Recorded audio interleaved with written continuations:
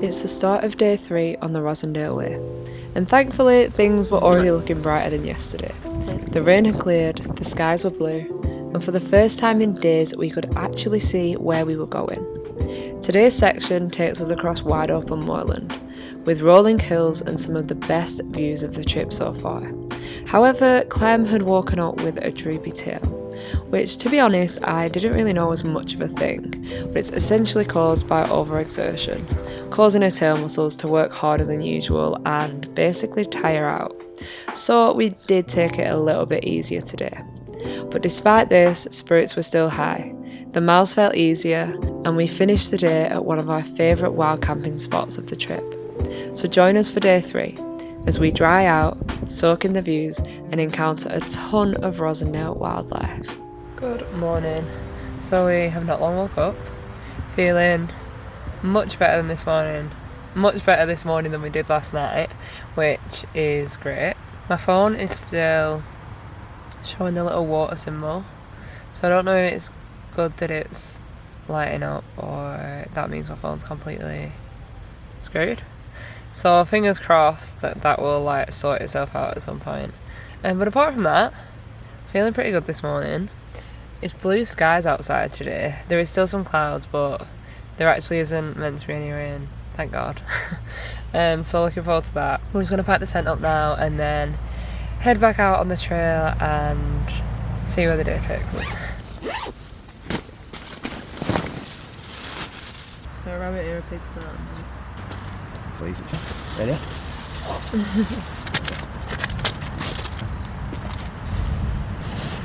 And was that good? Did you enjoy that? No, you can't have that. Mwah.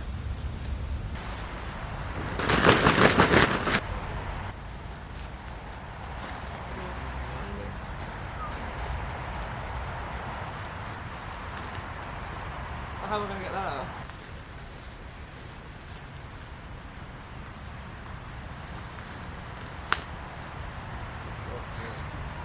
Some time later.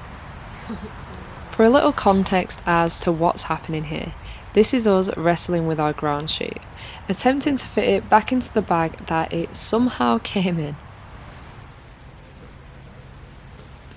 Then with camp finally packed, we hit the trail. That blue skies this morning. I hate to say it, but having blue skies makes such a difference while hiking. Just nice weather. We are pumped for today and feeling much better than we did yesterday.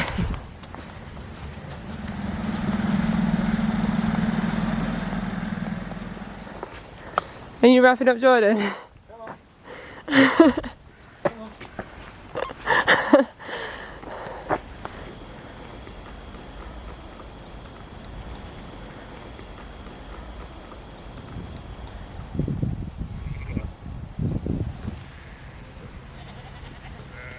20 minutes in, we're already shedding layers. What a difference from the past couple of days.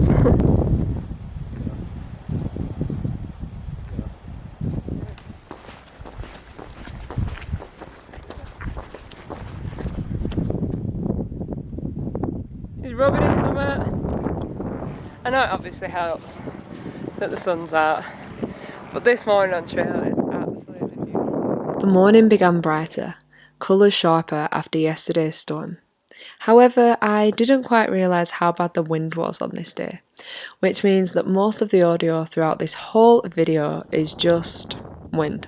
So for the sake of your ears, today's episode is mostly voiceover. Also got some pretty big climbs this morning. The plan, as I was saying in the vlog, was to climb over these steep hills ahead, straight up and straight back down, over and over again. We were only around 30 kilometres from finishing the trail, and if it had just been me and Jordan, maybe we'd have attempted to push through.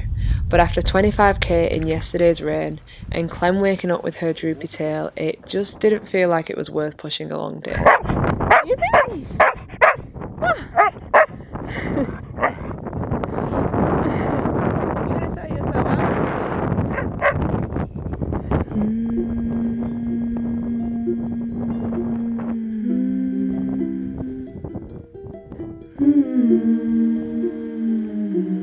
Off we go, the final push to the summit.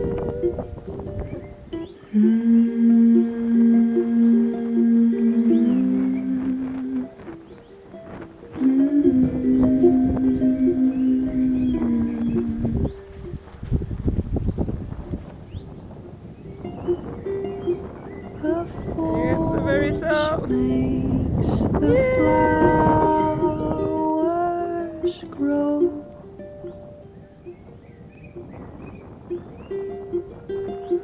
It helps us grow too. You know you contain it all, my love. You're not alone. Just know it helps you. Listen to Well, its Steve. call. Let go.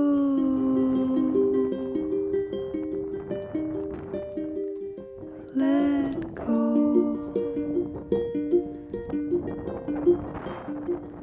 Let go.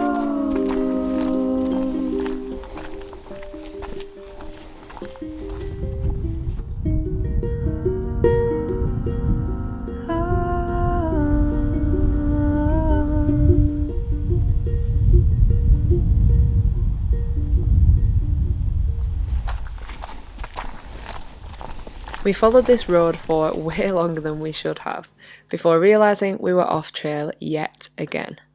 And when we did finally rejoin, it led us straight into a field full of bulls. Bulls that spent most of their days here looking out over these incredible views.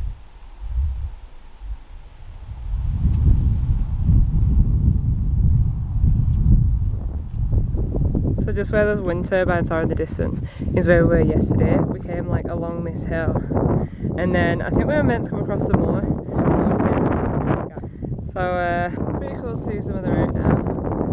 Over there obviously we've still got Rochdale, but right in the distance, that skyline just there is Manchester.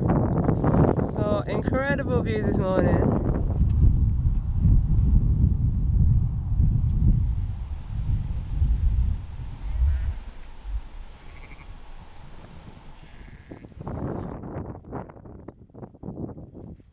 It wasn't really until this point that we actually realised how droopy Clem's tail was. We stopped for a quick Google, just to make sure that we weren't missing anything obvious, before continuing on through the fields. Most of this day, in fact most of the trail, looks a lot like this. Rolling fields, wide open views, just good old British countryside. A good number of these fields were also animal free, which meant Clem could run off lead for decent stretches. What are you doing?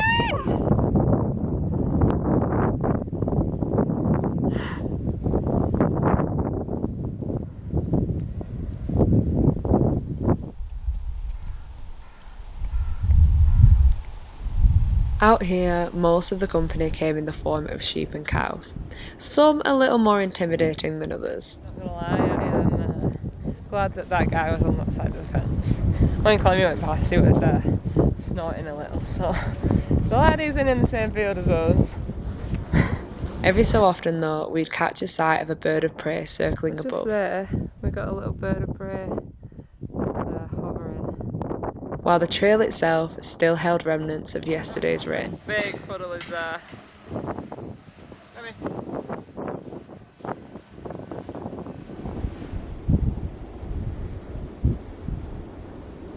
Do you reckon it still works?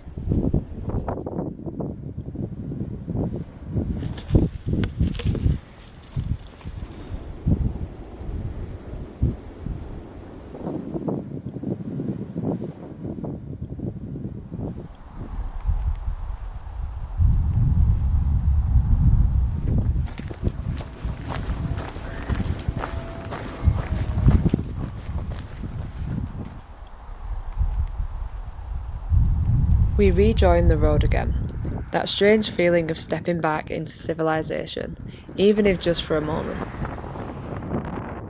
A farm, a few buildings, a reminder that people live their lives alongside the trail. Currently on our way through a farmyard.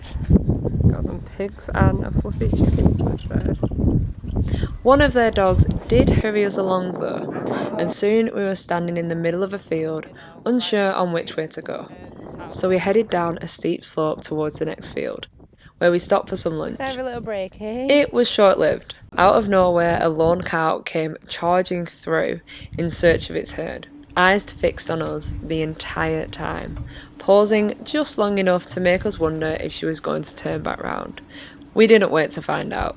We bailed and crossed over to the safety of the farm track on the other side of the fence. By the wall, the edge of that field there, saw a cow running in our direction, then stop, and then he started walking, so then we were like, maybe we should just get out of the field in case he does come at us. So then we ended up sitting just outside the field, by the gate, and there's an emu, or an ostrich here, so yeah, pretty wild ones here.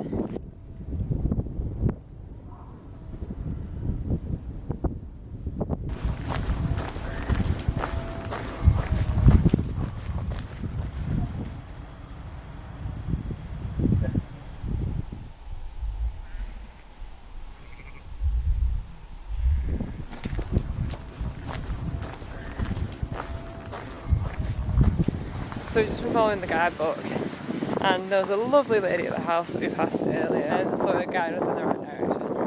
On the signpost, the Rossendale Way heads left, but in the guidebook, the guy says that the trail actually does go straight. But the lady said that the people in the house, where it goes straight and cuts down the back off, they've made it rather difficult for any hikers to get through, because obviously they don't really want the hikers getting through. So they made it like near impossible. So it now joins this road, which to be honest I think it's probably easier anyway, so that's fine by us. But at least we're back on trail. The sun's still shining. I think Clem's getting a bit tired now, so we're going to stop short. Yeah, it's been a lovely day today.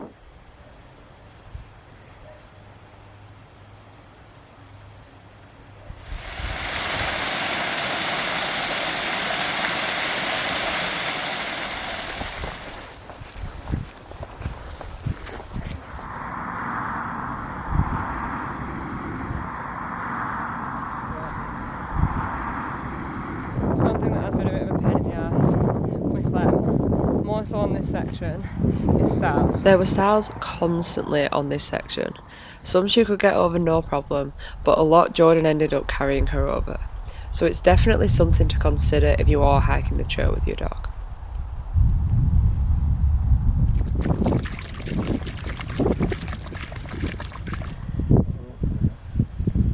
Oh. Are you doing nosies? That is so cute.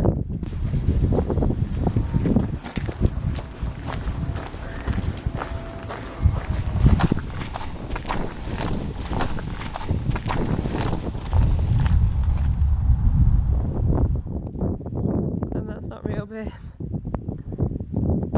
Huh.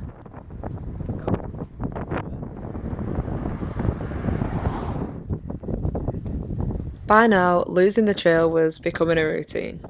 At least this time we could see where we were headed. So yeah, again, we are off the trail. We missed a turning back there where we actually met another hiker that's doing the Rossendale Way backwards. So I don't know if he had missed the turning as well, but he asked us for directions where we'd just been. But we are currently overlooking this reservoir. Our trail is pretty much on the corner of the res. So we can either go this way, which I think will join us back onto the trail, because our trail is on the other side of the res, or this way through the trees, potentially camp in the trees and then join the res tomorrow. But either way, we know, because we're on high ground and we can see, it's actually not too bad, and we're on like a bit of a shorter grass road. So at least this way we can see where we need to go.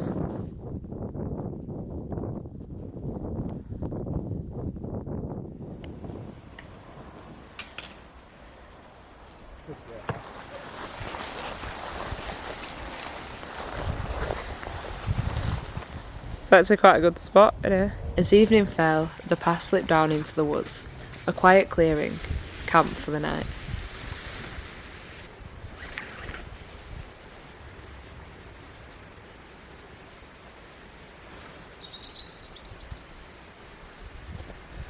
So we've made it to what could be a beautiful camp spot. It is for us. It's pretty uneven, but a hell of a lot of people have camped here, which is what lets it down slightly. There are numerous campfires, probably like 7 or 8, so I don't understand why everyone can't use the same one, because there's quite a big one over there. And there's so much rubbish. There's literally like a full-on barbecue over there. There's rubbish bags, there's alcohol bottles. Like, it's such a shame. I'm actually surprised so many people have camped here, because we have like struggled to get our tent in. But yeah, I hope no one passes through and sees us here and thinks that we're anything to do with any of this, because take your rubbish home, guys. This is why we're not allowed to wild camp in the UK. But anyway, the tent's set up. We're pretty buzzing with this spot. We've got running water next to us, and we're right next to the res, so we can just rejoin trail in the morning.